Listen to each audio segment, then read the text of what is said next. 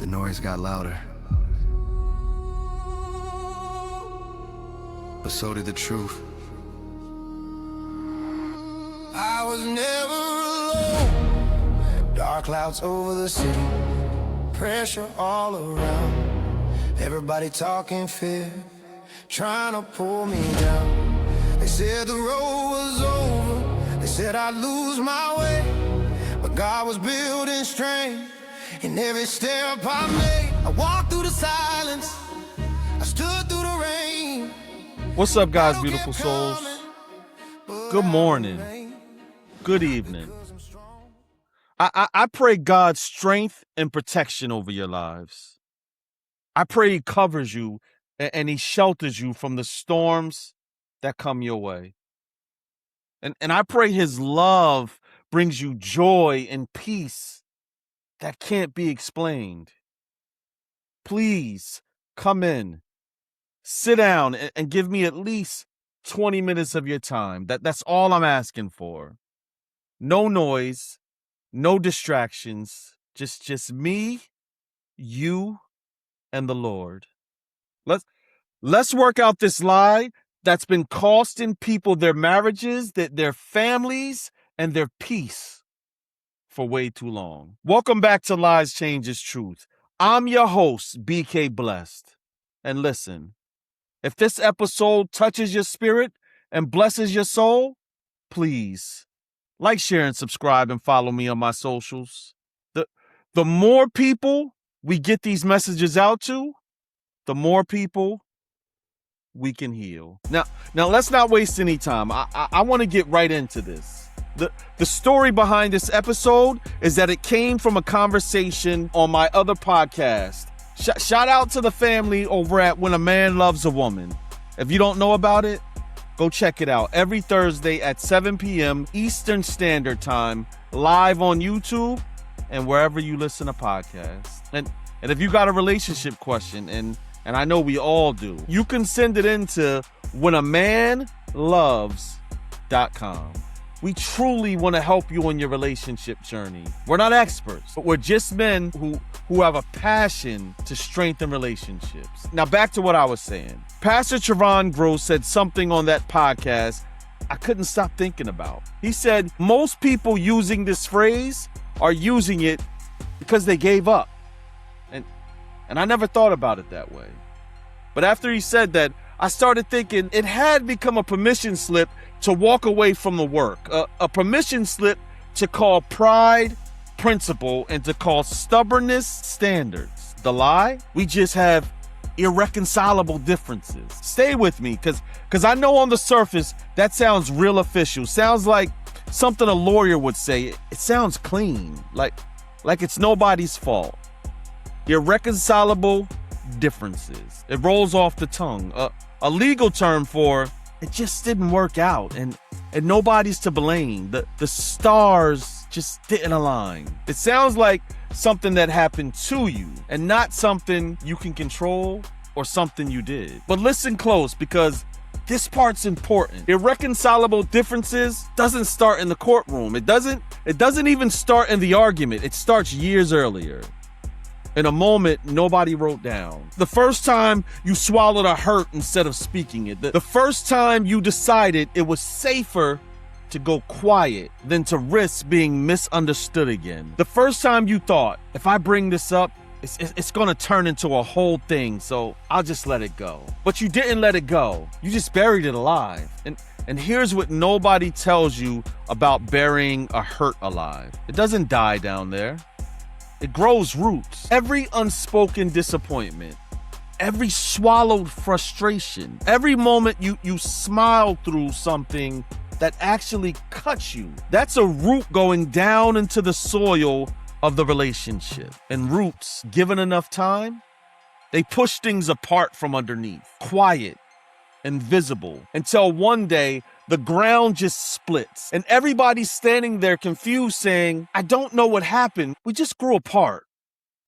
You didn't grow apart. You grew a field of unspoken things, and it finally broke the surface. That's the real root of irreconcilable differences. Not two people who are fundamentally incompatible, Two people who stopped bringing their whole selves to the table, one small silence at a time, until there wasn't enough left on the table to reconcile. I also think a major issue up under the term irreconcilable differences is pride, ego, and a refusal to compromise. Listen, it usually boils down to one thing. I want it my way, and I'm not willing to hear or consider your way. And God's beautiful soul, the other person, 9 times out of 10, are carrying that same spirit. Two people, both convinced they're right, both waiting on the other one to bend first.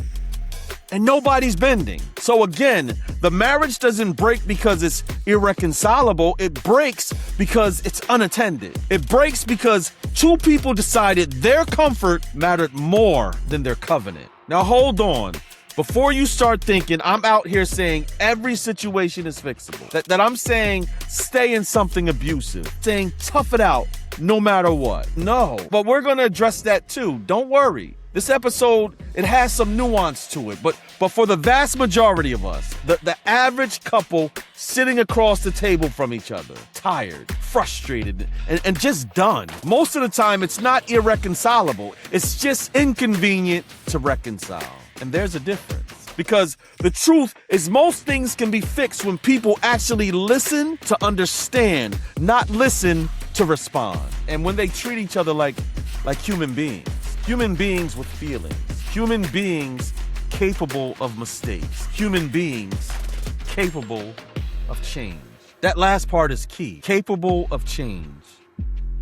We stopped believing people can change. We started treating every flaw like it's a permanent character trait instead of a moment in someone's growth. And if God can be patient with you while you're working out your own mess, and he is patient with us every single day, you can extend a little of that same patience to the person that's sleeping next to you.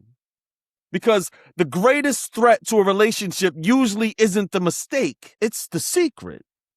It's the conversation that never happens, the hurt that never gets named, and the truth that never gets spoken. Proverbs 28:13 tells us, he who covers his sins will not prosper, but whoever confesses and forsakes them will have mercy. That verse is usually preached about sin against God, but it's just as true about the small sins we commit against each other in silence.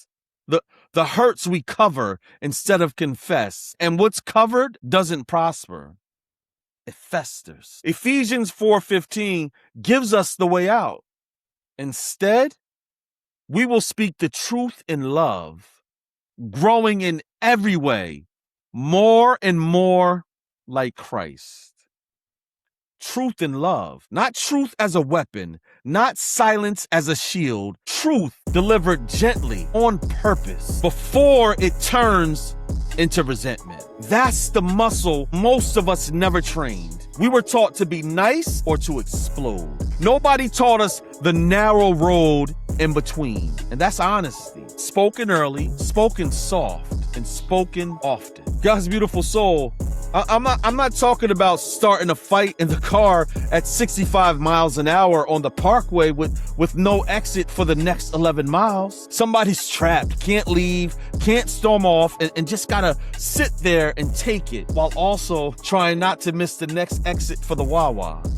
That's not a setting for reconciliation. That's the setting for a hostage negotiation. And the silent treatment, Lord have mercy. The silent treatment. We'll go 2 days to a month not speaking to somebody we sleep in the same bed with over something we can't even fully remember how it started. All while continuing to ask, you want that last piece of chicken? Because apparently silence has exceptions when food is involved. We are complicated people, a complicated, hungry, prideful people. And I love us anyways. But once the jokes are over and the laughter dies down, we're all left with the same question. What do we do when we've been hurt? Because that's where relationships are either strengthened or slowly start falling apart. And here's what's eye-opening. And I want you to really receive this. The relationships that survive are not the ones without pain. Every relationship carries pain. That's not the deciding factor. The deciding factor is what each person does with the pain the moment it shows up. There is a moment in almost every conflict where the relationship turns one of two ways. It's the moment right after you've been hurt, right before you respond. In that half second, you are choosing between two roads. One road says, I will protect myself. The other says, I will stay open, even though I'm hurting. Self-protection feels like strength in the moment, but it's actually the beginning of the wall. Every brick of that wall is laid in that half second, over and over, choice after choice, until one day, there's no door left. But staying open when you're hurt, that's not weakness. That's spiritually speaking, one of the most powerful things a human being can do. Because it mirrors exactly what God does with us. We hurt him constantly. And his response over and over across the whole of Scripture is not a wall. It's an open hand. Isaiah chapter 65, verse 2, in the New King James Version, says this about God. All day long I have stretched out my hands to a disobedient and contrary people. All day long, hands stretched out, not folded, not withdrawn, stretched out to people actively disappointing him. That is the motto, not perfection from the other person. An open hand from you, even while you're still healing from what they did. Ephesians 4:2 says, be gentle and humble, making allowance for each other's faults because of your love. Making allowance. That word allowance, that's grace with a job to do. That's saying, I know you'll mess up. I know I'm gonna mess up. So let's build room for that instead of building a case against each other. Now let's get practical, because I want this episode to stop somebody's relationship from ending today. The break-in doesn't happen at the argument. It happens in the pattern before the argument. So if you want to stop it, you don't start by fixing the argument. You start by interrupting the pattern. Here's the pattern reverse, plain and simple. When something hurts you, say it within 24 hours.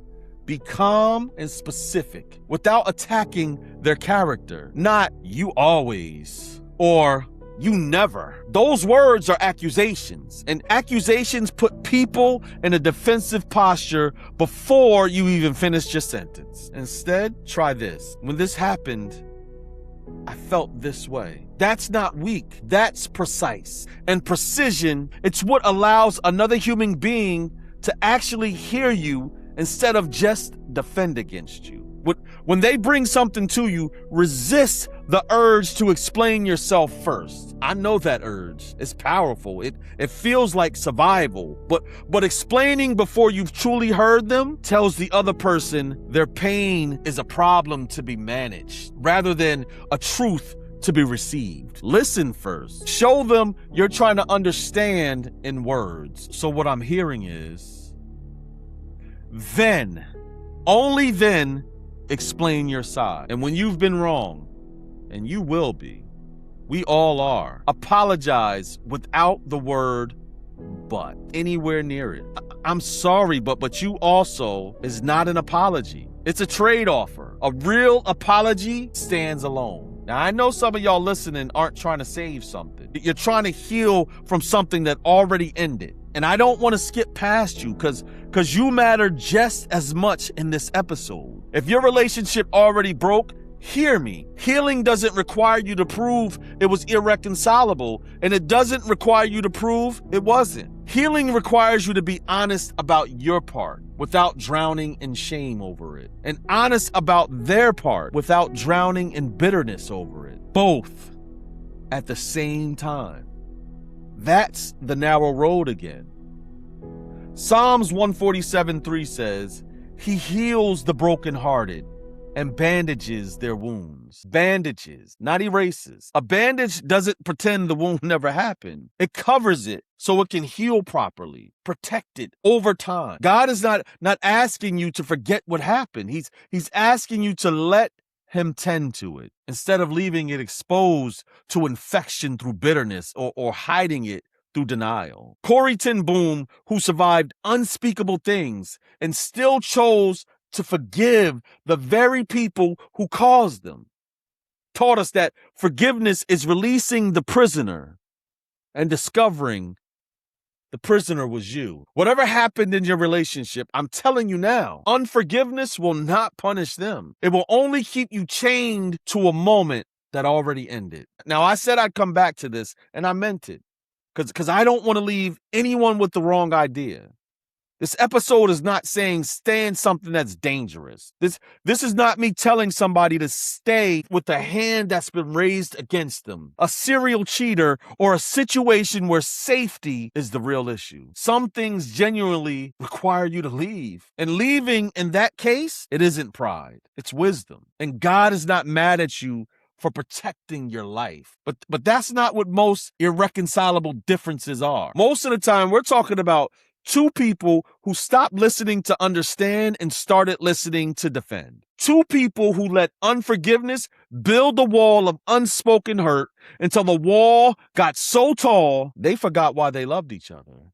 God's beautiful souls, I feel like I need to stop and speak directly to someone listening right now. If you're driving, if you're on your lunch break, if you're folding your laundry with your phone propped up on the dryer, hear this, please. Because there's someone who already made up their mind that their situation is unreconcilable. You've already built a whole case to defend your decision so nobody could talk you out of it. You already told your friends it's over. And God is not asking you to ignore how you're feeling. But he is asking you to be honest, because I hear the Spirit saying, before you close that door, are you sure it's locked? Or did you just stop trying to turn the handle? Ask yourself, is your relationship truly beyond repair, or did you just stop believing repair is possible? God is asking someone who is listening to pick the phone back up, not to be a doormat, not to shrink, but to have one more real conversation. The kind where you actually listen instead of loading your next argument while the other person is talking. God is saying restoration is still available where you thought it had expired. Because for some of you, the door is still open, and it's time to walk back through it with your hands open, not your case files. For other, the door has closed for good reason. And God is not asking you to reopen it. He's asking you to stop standing in front of it and start walking towards what he has next. Discernment is the gift you're going to need most right now. Ask him for it. He gives it generously to those who ask. I hear him saying, the miracle you've been praying for might not come as sudden change in the other person. It might come as a change in you first, and your willingness, and your humility, and your patience. Put your trust in him. God knows the difference between a hard season and a dead one, and he will make it clear to you if you stay close enough to hear him. And I gotta be honest with y'all, because this show don't work if I'm not willing to be vulnerable right along with you. I've been on both sides of this. I've been the one too prideful to say sorry first. Sitting in silence I created, waiting for someone else to make the first move so I could tell myself I wasn't the problem. I've called something irreconcilable. Maybe not in those exact words, but it was really just inconvenient. When really it just required me to look at myself instead of pointing at somebody else. And I've had to learn, and I'm still learning, that humility ain't about being weak. It's about being strong enough to put the relationship above the need to be right. That's the work. That's the real work. And it's nothing romantic about it. It's showing up when you don't feel like it. It's apologizing even when you think you only did 40% of the wrong. It's choosing to listen to understand instead of listening to reload your ammunition. The lie? We just have irreconcilable differences. A phrase that hides years of buried hurts and calls the silence fate instead of naming it a choice. A phrase we've turned into a permission slip to quit, when really it's usually pride, ego, and a refusal to compromise. The change. Speak the small hurts before they become roots. Deciding to listen to understand, not to respond. Putting pride down. Doing the actual labor real relationships require, and treating the other person like a human being who can change. Because if God's patient enough to let you keep growing, you can extend that same patience to somebody else. The truth. Most relationships don't die from differences. Most things can be fixed when people actually listen and treat each other with humility and grace. It's rarely the differences that are irreconcilable. It's usually the willingness that ran out. This has been episode 66 of Lies Changes Truth. I'm your host, BK Bless. And before we part ways, I want to leave you with this. If it's not too late for your situation, don't let it be too late for your willingness to humble yourself and make things right. And if it is too late, let this be the moment your healing begins instead of continuing to carry the weight of what can't be changed. There comes a time we have to stop asking what if and start asking what's next. God isn't asking you to live in your past. He's inviting you to grow beyond it. The greatest testimony might not be that you got everything back, but that you became someone new. Right now, I want to shout out Pastor Javon Gross and Karl Marx and all the family at When a Man Loves a Woman. Remember to send your questions to whenamanloves.com. Please remember this on your journey of life. Healing begins the moment you stop trying to win yesterday's argument and start building tomorrow's life. Until next time, listen to understand. The choice is yours, and stay you. I can hear your whisper breaking through the burden. I was never alone. I was never alone. I was never alone. I was never alone. Through the fire, through the storm, you were there, holding on. I was never alone. I was never alone. Oh, you carried me when I couldn't stand. You guided me when I couldn't see. You stayed with me when everybody left. You never changed. You never left. I was never alone. I was never alone. I was never alone. I was never alone. Faith alive, hope restored, every battle for your glory. I was never alone. I was never alone. Still standing, still believing, still moving forward because you were there. You are here. And I was never alone.